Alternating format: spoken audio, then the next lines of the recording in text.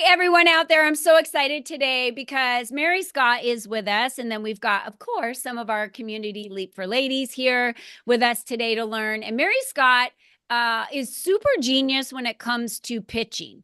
So many of us don't think about investors. And I'll tell you, when you start gathering as many businesses as I do for like hobbies, you have to start pitching yourself to investors because you run out of cash. And a lot of you that might be starting up a new business plans are so important because you don't realize how much working capital it takes to keep investing in your business. And that is the number one reason I say, Mary, maybe not you, but I would love for you to validate this or not. I think that's why businesses fail. They literally run out of capital. They've put in so much personal that they just can't like dig themselves out. But if they do it the right way, in the first time, and then they pitch to investors, that's going to give them the opportunity to be able to be successful because they've not only got the fuel of the funding behind them, but that's going to help them drive and have more time. So I'm going to spotlight our masterclass host today, which is Mary Scott. And then go ahead, Mary, and I would love to hear more about you.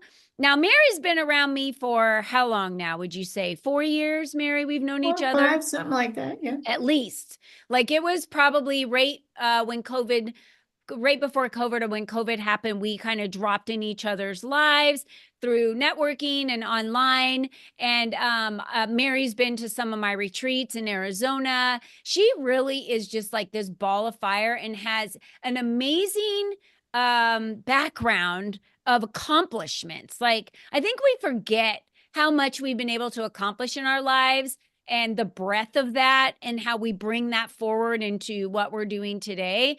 She's also a grandma. And so go ahead, Mary, share your life with us and teach us about pitching, why it's so important. Okay. Yes, you are absolutely correct. One of the biggest reasons businesses fail is they are undercapitalized. And some of that also has to do with spending too much money up front and not trying to get some revenue first. You spend just enough to get some revenue so that you've got a track record. Even if you haven't broken even, you need to have that flow. But a little bit about me. I come from New York. I was a video producer in New York. I made documentary films and I made a cable TV show on science fiction, and fantasy, and just got a chance to use my backstage pass to the world to find other people with interesting stories and help get those out there. So that was fun. That makes me very well connected, and it made me very aware of how businesses work and how they don't work.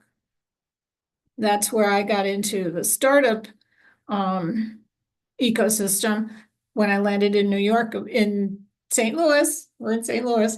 I landed in St. Louis about 10 years ago and found this great startup business ecosystem and decided that I wanted to be part of that, and I wanted to be there at the early stage so people could learn to do it right the first time so they didn't have to fix it later. That was part of my video production thing. Let's shoot it right the first time so we don't have to fix it in post. That's where that came from. But when you're pitching to customers, you have a particular message, and it's about you help them solve this problem so they can. And it's about the benefits of them working with you to solve a specific problem. It's not about how you do what you do. And this is something that often startups will get all excited about how they do what they do, and they can't wait to share their secret sauce. And oh my goodness, nobody likes the flavor of their secret sauce.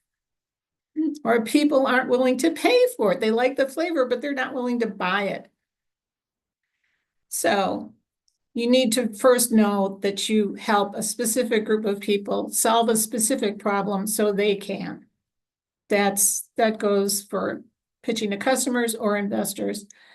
And then knowing who your potential investors are and what they're looking for. Now, the vast majority of investors are looking to get their money back plus within about 5 years.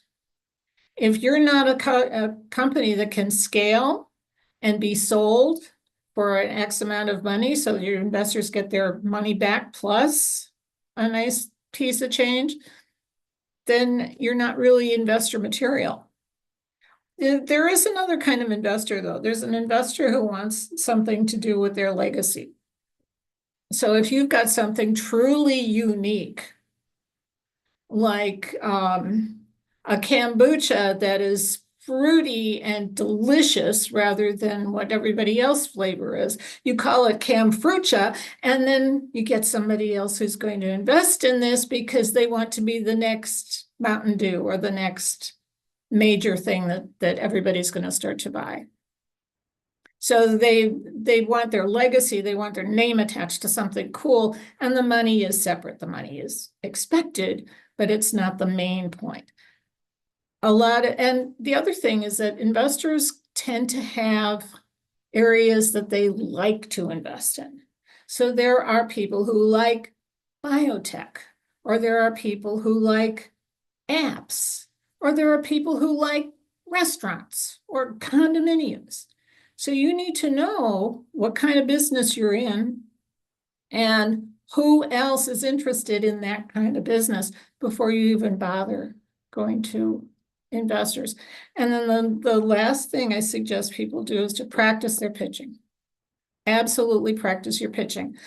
There are organizations around the country which meet every Wednesday morning at 9 o'clock. There's one called 1 Million Cups, which we used to have in St. Louis, but then they closed our chapter down. So I didn't want to lose this for early stage startups. So we started Pitch STL, and it's Wednesday mornings at 9 o'clock, and one or two people get a chance to present their company for 6 minutes and get 20 minutes worth of feedback from the community who is in the audience. We call it a warm, fuzzy Shark Tank. So you need to do that practicing. You need to get feedback before it really means something. If you haven't done your pitch and gotten community feedback 5 times before you get in front of somebody you can actually write a check, you're not likely to actually get that check. If you've done your practice and paid attention to your feedback, then you are more likely to get that check. So that's pretty much stuff in a nutshell. I'm happy to take questions. Any comments and stuff, that would be great. Yeah, I have a question. So what are some of the pieces that a company should prepare in this warm, fuzzy Shark Tank that you're talking about? Okay. Because we've all seen it online, Yeah. when they do it on TV, and they're always looking at like, what is your growth opportunities? How much money is needed that you're borrowing, and what would that or not borrowing, but what would that investment look like in the percentages? Sure. You need to show the investors a bunch of things. First, that first phrase, you help which people solve what problems so they can. Then it's a little bit of how you are uniquely qualified to solve this problem. Then it's who's your competition and why are you different or better than or both than they are. Then you add some financials, some predictions. If you're pre-revenue, you can look at how the industry is working, generally speaking, and where you fit in it. If you have some revenue, that's better.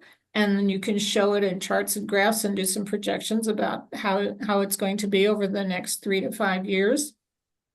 If you're not thinking about revenue because you're developing some kind of new drug or a new product that needs some testing, you can look at key performance indicators or KPIs. So you look at in 3 months, we'll be at this point. And in 3 months after that, we will have developed this. So that you've got a progression that shows progress towards the goal of coming up with a minimally viable product or an MVP. There's lots of initials in this particular realm of business. So, and don't don't ever feel embarrassed about asking what some initials mean. So yeah, so your competition, what makes you uniquely qualified, your KPIs or how your revenue is happening, and the ask, what are you going to use the money for? People want to know, what are you going to use their money for? And then they want to know what's in it for them. So what do you expect to be able to give back to investors at the end of X time period? And then the rest of it, you leave open to questions. You don't just throw everything you know up into a pitch deck. Sometimes the details of the finances or the details of your process are something you don't need to go into. Wait until the audience actually leans in and engages and starts asking you questions. You can have slides that show some of this other stuff, but that's not in your main pitch. That comes up later when there's a question and oh my goodness, you have the answer, surprise. I love that. Dawn, you had unmuted yourself. Did you have a question?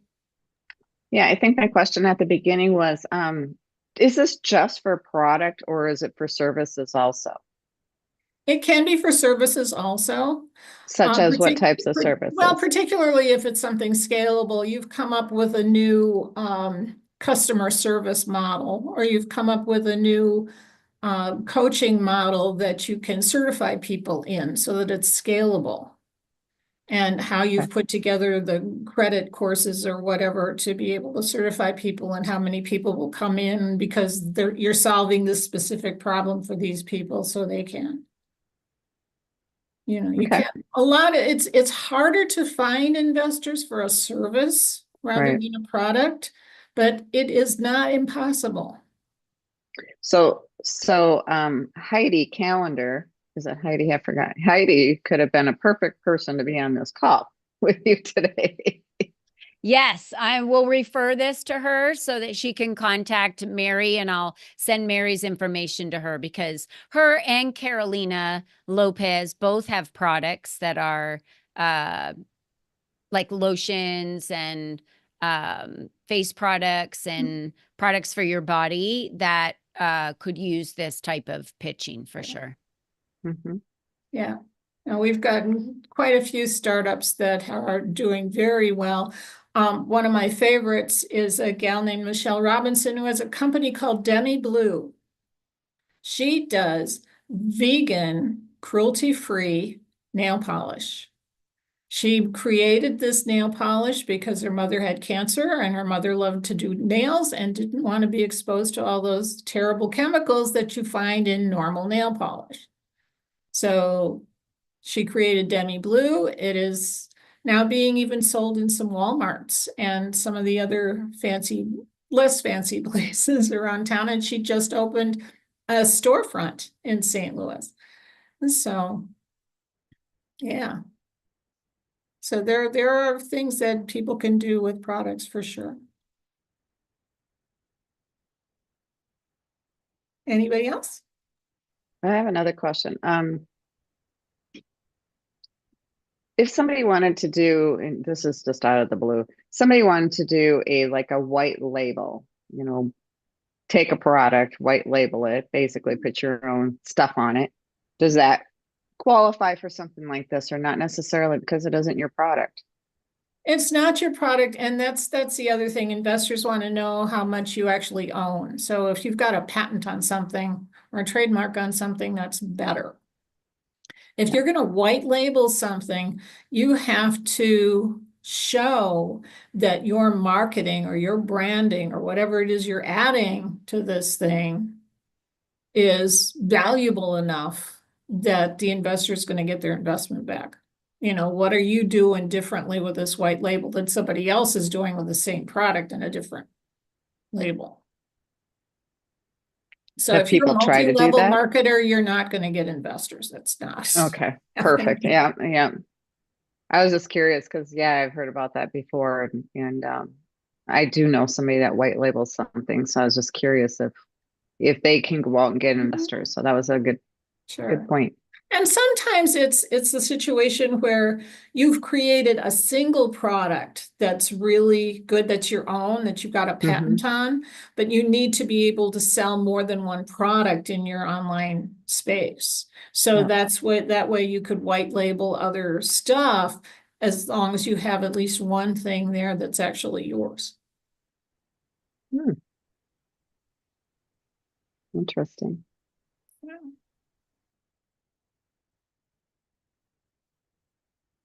Anything else? Practice, yes, practice.